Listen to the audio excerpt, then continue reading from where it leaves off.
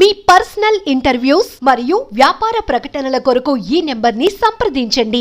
నమస్తే, welcome to మనం TV. ప్రస్తుతం నాతో పాటు ఉన్నారు ప్రముఖ నిర్మాత నటికుమార్ గారు. వారితో మాట్లాడదాం. నటికుమార్ గారు నమస్కారం సార్. తిరుమల లడ్డు వివాదం కొన్ని రోజులుగా మనం చూస్తూనే ఉన్నాం. గత ప్రభుత్వం లడ్డూ తయారీలో కల్తీ నెయ్యి వాడింది. ఆ రిపోర్ట్లు కూడా చూపించారు ముఖ్యమంత్రి చంద్రబాబు నాయుడు గారు. అందరూ కూడా మాట్లాడుతూ ఉన్నారు. సో మీ స్పందన ఏంటి? ఇప్పుడు నేను ఒకటండి, చంద్రబాబు నాయుడు గారు ఆరాధ్య దైవం వెంకటేశ్వర స్వామి, ఆయన ఇష్టమైన దేవుడు వెంకటేశ్వర స్వామి. కనుక చంద్రబాబు నాయుడు గారు దేవుడి మీద అబద్ధం చెప్పే పని ఎప్పుడు చేయడు. నెంబర్ 1. నెంబర్ 2, ఈ 5 సంవత్సరాలు వీడు ఒక వెంకటేశ్వర స్వామి అంటే ప్రపంచానికి ఆయన దేవుడు, ప్రపంచానికే లార్డ్, ఆయన ప్రపంచానికే చాలా పెద్ద, అందరూ చాలా గొప్పగా చెప్పుకుంటారు. అది నియమాలతో మనం టోటల్గా నటక నుంచి వెళ్తూ ప్రతి ఒక్కరూ ఆయన్ని పూజిస్తూ, ఆయన దైవిస్తూ, ఆయన దర్శనం చేసుకుంటూ ఉంటారు. అలాంటి వెంకటేశ్వర స్వామి దగ్గర ఇలా జరిగాయంటే ఇది ఒకటి కాదు.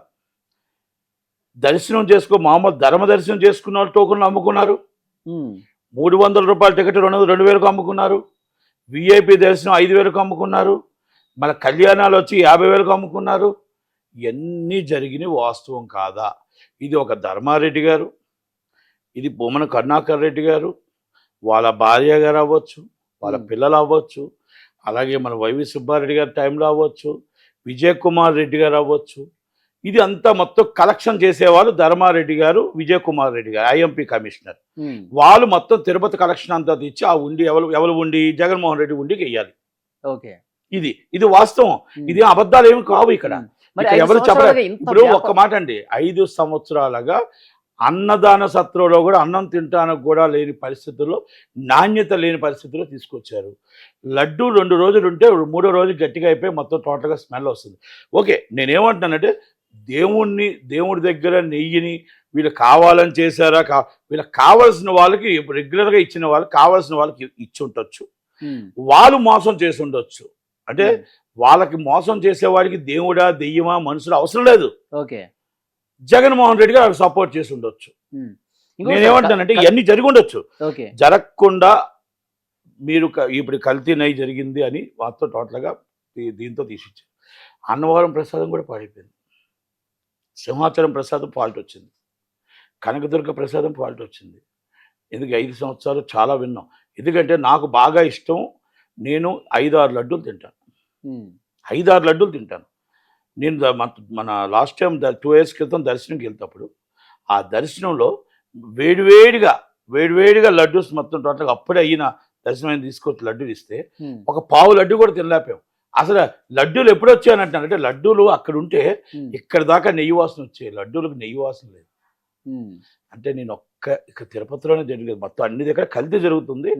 ఆ వెంకటేశ్వర స్వామిని కూడా మోసం చేశారు. ఆ మోసంలో భాగమే వైసీపీ గవర్నమెంట్. తప్పు జరిగింది. వాళ్ళని ప్రమాణకం చేయమనండి. ఇప్పుడు ఏదో ప్రమాణకం చేయడానికి బొమ్మన కరుణాకర్ రెడ్డి కిందకు దూకాడు కదా, పైకి దూకాడు కదా. నా భార్య టికెట్లు అమ్మలేదు బ్లాక్లో, నా భార్య దర్శనం టికెట్లు అమ్మలేదు, నా పిల్లలు అమ్మలేదు, మేము ఆ డబ్బు తినలేదు, మేము తింటే ఇలాగ అయిపోతాం, దర్శనం చేయమన్నాడు. నాకు మాట చెప్తున్నా, ఎవరికైనా మీ జీవితంలో ఫ్రీగా ఇచ్చారా? అని అడుగుతున్నా నేను. ఇంకొకటి, రెండో విషయం, ఆ టోకెన్స్ ఆపి అక్కడ మొత్తం టోటల్గా హైప్ సృష్టించి మొత్తం 18 గంటలు ఒక జనాలు వెళ్తున్నట్టు మొత్తం దర్శనాలన్నీ ఆపి, దర్శనాలు 4 గంటలు ఒక చిన్న డ్రామా ప్లే చేసి ఆ దర్శనం టికెట్, ఉచిత దర్శనం టికెట్ కూడా టోకెన్ కూడా అమ్ముకున్నారు. ఇది నేనేమంటానంటే అనుచరులు చేశారు, ఎవరు చేశారు అనవసరం. ధర్మారెడ్డి గారు దాంట్లో పాత్ర ఉంది. ఆ పాపం చేయకపోతే వాళ్ళ కొడుకు ఈరోజు పెళ్ళి అయిన అంటే పెళ్లి కార్డు ఇవ్వడానికి వెళ్ళి హార్ట్ అటాక్ రావడం ఏంటి, చనిపోవడం ఏంటి, అదిష్టం కాకపోతే 10 రోజులకే మళ్ళీ గుడికి రావడం ఏంటి? అంటే మనం పెంచుకున్న కొడుకు చనిపోతే ఆ బాధ, ఆ కష్టం చాలా ఉంటుంది, మన బాధ తెలుసు. కానీ 5 రోజులు కూడా నీకు లేకుండా నువ్వు వచ్చేసావంటే నీ ఆంతర్యం ఏంటి? ఇక్కడ నీ లెక్కలు డొక్కలు బయటపడతాయని చెప్పి వచ్చావా? నేను ధర్మారెడ్డి గారిని అడుగుతున్నా, విజయ్ కుమార్ రెడ్డిని అడుగుతున్నా. అక్కడి నుంచి ఇక్కడ, ఇక్కడి నుంచి అక్కడ, ఇద్దరు కలిపి మొత్తం టోటల్గా జగన్మోహన్ రెడ్డి గారు ఉండిలో పడాలి. సార్ ఇప్పుడు ఇంత ఈ వ్యాపారం వాస్తవాలు జరుగుతున్నా ఇంత వ్యాపారం జరుగుతుందని చెప్తున్నారు. లడ్డూలు కల్తీ జరుగుతుంది, ఒకవైపు అన్న ప్రసాదాలు కల్తీలు ఉన్నాయి, తర్వాత మొత్తం ఆ హుండీ ఆదాయం మొత్తం జగన్మోహన్ రెడ్డికి వెళ్ళిపోతుంది. మరి ఇన్ని ఉన్నప్పుడు కనీసం ఆధారాలు రుజువు చేయడంలో గత ప్రతిపక్షాలు ఎందుకు ఫెయిల్ అయ్యాయి, ఎందుకు గట్టిగా పోరాటం చేయలేదు అని ప్రశ్నిస్తున్నారు. నిజంగా అందులో వాస్తవాలు ఉంటే అంటున్నారు. వాస్తవాలున్నా అక్కడ గవర్నమెంట్ ఎప్పుడైతే వస్తుందో మాట్లాడేవాడిని తీసుకెళ్ళి లోన్ వేసేస్తున్నారు, మాట్లాడేవాడిని తీసుకెళ్ళి 4 కేసులు పెడుతున్నారు, సోషల్ మీడియాలో చెప్తే లోన్ వేసేస్తున్నారు, వాస్తవాన్ని అసభ్యంగా తిడుతున్నారు, సొంత చెల్లుల్ని అసభ్యంగా తిట్టించారు, అసభ్యంగా తల్లిని తిట్టించారు. ప్రపంచానికి దేవుడు రాజశేఖర రెడ్డిని తిట్టి చచ్చిపోయిన ఆయన్ని, వివేకానంద రెడ్డి గారిని తిట్టించారు, వివేకానంద రెడ్డి గారికి ఇంకో భార్యతో కనెక్షన్ ఉందని పెట్టించారు, ఆ చెల్లమ్మని తిట్టారు. ఎంతమందిని చేశారు, ఎన్ని అరాచకాలు చేశారు, బతకనిస్తారా? 5 సంవత్సరాలు ఒక హీరోయిన్ ఆఖరికి నానా చిత్రహింసలు పడి అన్ని మొత్తం టోటల్గా ఎంత కష్టపడి ఆ అమ్మాయి 80 సంవత్సరాల వయసు తల్లిదండ్రులు కూడా బాధపడితే ఆఖరికి ఉండిపోయి నరకయాతను అనుభవించి కుక్కల నాగేశ్వరరావు గారి కొడుకు, కుక్కల నాగేశ్వరరావు స్పోర్ట్ నెంబర్ 1 కాంట్రాక్టర్, చాలా మందికి తెలుసో లేదో, అత్యంత సన్నిహితుడు జగన్మోహన్ రెడ్డి గారికి, జిందల్ అత్యంత సన్నిహితుడు, వ్యాపారవేత్త సన్నిహితుడు. వాళ్ళందరినీ మెప్పు కోసం గవర్నమెంటే ఒక అమ్మాయిని ఇబ్బంది పెడితే ఆఖరికి గవర్నమెంట్ మారాక పక్క గవర్నమెంట్కి వెళ్తామంటే పక్క గవర్నమెంట్ సేమ్ దత్తపోతుండాయా, పక్క గవర్నమెంట్ ఇద్దరు ఒకటేనాయా, ఇంకేం చేస్తారు? ఆ పరిస్థితుల్లో అమ్మాయి ఆఖరి గవర్నమెంట్ మారిన తర్వాత ఆ కష్టాన్ని చెప్పుకోగలిగింది. ఆ కష్టాన్ని చెప్పుకుంటే ఆ కష్టాన్ని పోనీ ఏమైనా కౌన్సిల్ కానీ ప్రొడ్యూసర్ కౌన్సిల్ ఛాంబర్ చెప్తే చేస్తారా? వీళ్ళు అసలు బయట దాగున్నారు, బయటికి రాలేదు. అంటే ఇవన్నీ ఎందుకు చెప్తున్నానంటే ఆ భయభ్రాంతులు అయిపోయిన తర్వాత ఇప్పుడు ఎంక్వైరీ చేశారు. ఏదో తప్పుడు ఆరోపణలు కావు, మీకు రిపోర్ట్తో ల్యాబ్ రిపోర్ట్తో మొత్తం టోటల్గా అంతా పెట్టారు. సుప్రీంకోర్టులో పిటిషన్ వేశారు, ఆయన ఆల్రెడీ ఎంక్వైరీ నడుస్తుంది. సుబ్రహ్మణ్యం స్వామి గారు జూలైలో ఇప్పుడు రిపోర్ట్ వస్తే ఇప్పుడు ప్రకటించడం ఏంటి చంద్రబాబు నాయుడు గారు అంటున్నారు. వాళ్ళు అది జూలైలో రిపోర్ట్ వచ్చింది, వాళ్ళు టెస్టులు పంపించారు. జూలైలో ఒక రిపోర్ట్ వస్తే ప్రారంభించి ఇంకో రిపోర్ట్ అసలు నిజం జరిగిందా అబద్ధం జరిగిందా. ఇప్పుడు మనం ఆరాధ్య దైవం ఆయన మీద జరిగిన ఒక ఇది నిజమా అబద్ధమా తేల్చుకోకుండా ఇప్పుడు అయిపోయిందంటే గబ్బా చెప్పేస్తామేంటి? అది కాదు కదా. అందరూ ఆందోళన చెందే అవకాశం ఉంటుంది, పెద్ద విషయం కదా. వెంటనే పంచదేవుడు ఆయన, ప్రపంచానికే ఆరాధ్య దైవం ఆయన వెంకటేశ్వర స్వామి అంటే మామూలు మాటలు కాదు. రాత్రి నేను ఒక టీవీలో చూస్తున్నా, ఉరేసిమంటున్నారు తప్పు చేసిన వాళ్ళని. ఆ దేవుడి మీద అంత భక్తి, ఆ దేవుడు లడ్డు అంటే అంత ప్రాణం. కరెక్టే, ఇందాక కిరణ్ రాయలు చెప్పారు, ఆ లడ్డు ఇస్తే చాలు మనకి ఏమైనా జరుగుతాయి. ఒక తిరుపతి లడ్డు దొరికితే చాలు మనకి ఏదైనా దొరుకుతాయి. అలాంటి తిరుపతి లడ్డు కోసం చాలామంది ఎంతోమంది వెయిటింగ్, డబ్బు కోసం కాదు, లడ్డు కోసం, ప్రసాదం, ఆ ప్రసాదం కోసం వెయిటింగ్. అలాగా భూమన కరుణాకర్ రెడ్డి గారు, జగన్మోహన్ రెడ్డి గారు, మా రోజారెడ్డి గారు, విజయ్ కుమార్ రెడ్డి గారు, ధర్మారెడ్డి గారు, అందరూ మళ్ళీ అటు బేవరేజ్ లిమిటెడ్లో అక్కడ రెడ్లే, పొన్నామ సుధాకర్ రెడ్డి గారు, మళ్ళీ ఆయన వాసుదేవ రెడ్డి గారు, మళ్ళీ రాజేంద్రనాథ్ రెడ్డి గారు, అందరూ రెడ్డి గారే. ఆయన కూడా చీఫ్ సెక్రటరీ రెడ్డి గారే. అందరూ రెడ్లే. ఇంకొక పెద్ద జోక్ చెప్తానండి. ఒక నెల్లూరులో ఒక సూపరింటెండెంట్ ట్రాన్స్ఫర్, మొత్తం టోటల్గా నీ పేరు అంటే ఓన్లీ రెడ్లకే అలౌడ్. ఆయన యాదవ్, రఘువీర రెడ్డి టైపు, ఆయన యాదవ్, ఆ రెడ్డి అని పెట్టుకున్నాడు, ట్రాన్స్ఫర్ అన్నాడు. నెల్లూరు ట్రాన్స్ఫర్ అయిపోయింది. కాకాని గోవర్ధన్ రెడ్డి, ఆయన రెడ్డి కాదు, యాదవ్. అయ్యో అది అయిపోయింది అంటే వీళ్ళు రెడ్డి అని ఒక తోకుండా అదంటే చాలు. నేను అది చెప్తున్నాను ఏంటంటే తప్పని కాదు, మీరు ఎస్సీ ఎస్టీ బీసీ మైనార్టీలు అందరినీ చూడాలా, Hindu or Muslim or Christian అందరినీ చూడాలి.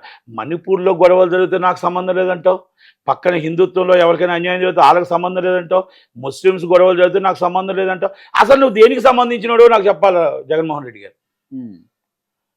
ఏ దానికి రియాక్ట్ అవ్వదు. ఆగండి, చచ్చిపోయిన వాళ్ళ దగ్గర నవ్వే, బతికిన వాళ్ళ దగ్గర నవ్వే, దేవుడి దగ్గర నవ్వే, బాధ దగ్గర నవ్వే, కష్టం దగ్గర నవ్వే, వరదల్లో కూడా నవ్వే.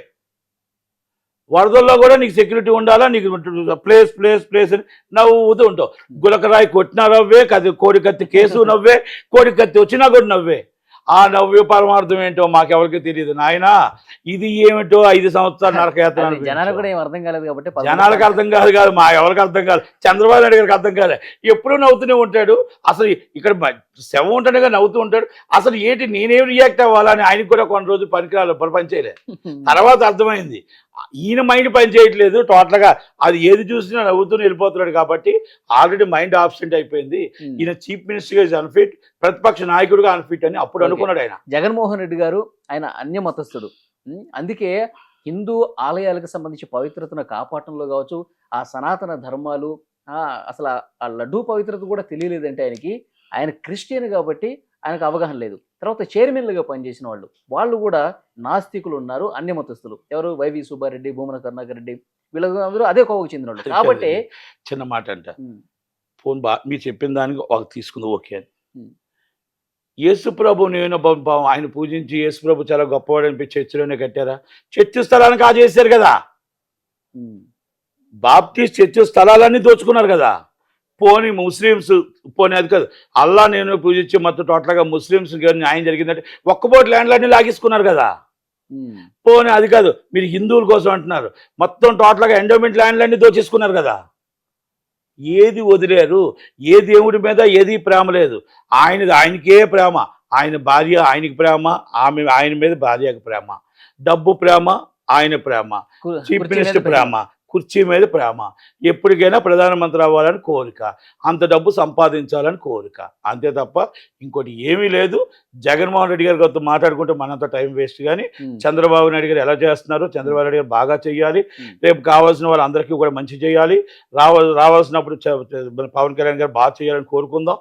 కోరుకొని ఈ దేవుడు ఏదైతే అరిష్టం జరిగిందో కంపల్సరీ మంచి జరగాల. దేవుడు అందరికీ, ప్రపంచంలో అందరికీ మంచి చేయాలా. శాంతి హోమాలు ఆయన శాంతించి అందరికీ కూడా జరగాలి. అందుకే అరిష్టం జరిగింది కాబట్టి వరదలు వస్తున్నాయి. అందుకే ఈయన చేసిన పాపకే ఇక్కడ మొత్తం టోటల్గా అన్ని మునిగిపోతున్నాయి. కనుక దయచేసి ఆయన శాంతించి ఆగ్రహం పొందకుండా మొత్తం టోటల్గా దేశ ప్రజలందరినీ కాపాడి ఆయన గుప్పట్లో అందరినీ కూడా నిలబెట్టి కాపాడమని ఆ దేవుని కోరుకోవడం. మంచి జరగాలని కోరుకుంటున్నారు ఓకే, కానీ గత ప్రభుత్వం చేసినటువంటి పాపాలు తప్పిదాల మీద కనీసం చర్యలు ఉండాలి కదా అంటున్నారు. చర్యలో త్వరలోనే నేను ఒకటి చెప్తున్నాను, లేట్ కావచ్చు, వెంకటేశ్వర స్వామి చర్య తీసుకుంటాడు. మాకు చరిత్ర తెలుసు. ఎందుకంటే సినిమాలు, ఆయన మీద సినిమాలు తీసినా కూడా, కోట్లు సంపాదించినా కూడా నడి రోడ్డు మీద తీసుకొస్తాడు. ఆయనది ఎప్పుడు కూడా ఆయనకి నష్టం కలిగించే పని ఏది చేసినా ఎవరిని ఉంచడు ఆయన. ఆయన కంపల్సరీ సెక్స్ తీసుకుంటే ఇక్కడ తప్పించుకోవచ్చు, అక్కడ తప్పించుకోలేరు. అది మాత్రం చెప్తాను. Thank you very much.